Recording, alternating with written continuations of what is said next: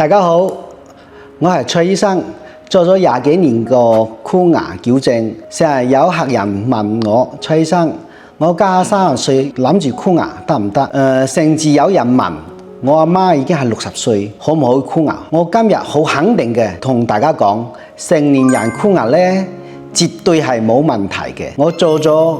矯牙咁多年，年紀最大個嗰啲矯正嘅客人咧係65歲，做完之後咧，佢成個人都變咗後生咗，自信翻咗嚟。65歲嗰個阿姨咧，因為咧牙係唔整齊嘅，然之後咧佢諗住咧得唔得箍牙嚟問一問蔡醫生，然之後咧同佢箍咗之後咧，成個人咧真係變咗後生嘅，所以咧年紀唔係問題，牙齒移動個原理咧同年紀冇直接嘅關係，有關鍵在於你牙周個健康狀況。反而咧成年人做箍牙咧有幾個好處，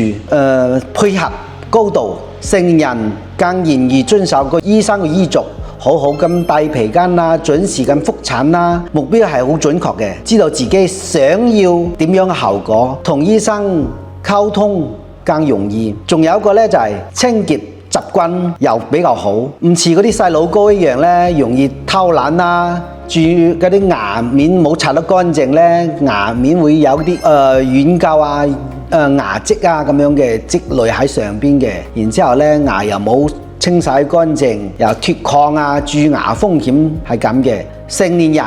佢對呢一方面清潔習慣更加好，呢個咧係特別提醒。不過咧成年人有幾個要特別留意個問題，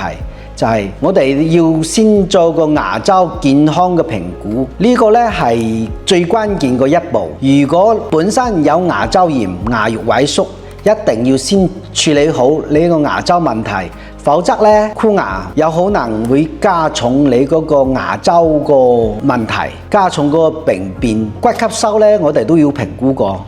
年紀大咗，牙槽骨咧會有吸收，牙齦就亦都會有吸收。呢啲咧我哋用 3D 嗰啲 CBCT 就係 CT 睇清楚你骨質嘅情況，評估牙齒移動個幅度咧，係咪我可控範圍之內？療程時間咧可能會稍為比嗰啲年輕人、青少年咧會長少少，成年人個新陳代謝咧會比較慢。牙齒就移位個速度咧會比嗰啲青年人咧慢，療程時間咧可能就會無形中咧會增加3到6半年度，但最終效果係一樣嘅。如果你一直諗住要箍牙嘅，覺得自己年紀老咗唔使擔憂，今日開始唔使再憂慮，諗到了解自己牙齒好冇箍牙，你可以約個時間過嚟，我幫你睇下，我幫你評估過，幫你做個檢查，進一步清楚你自己個情況之後咧，再嚟決定。多謝大家。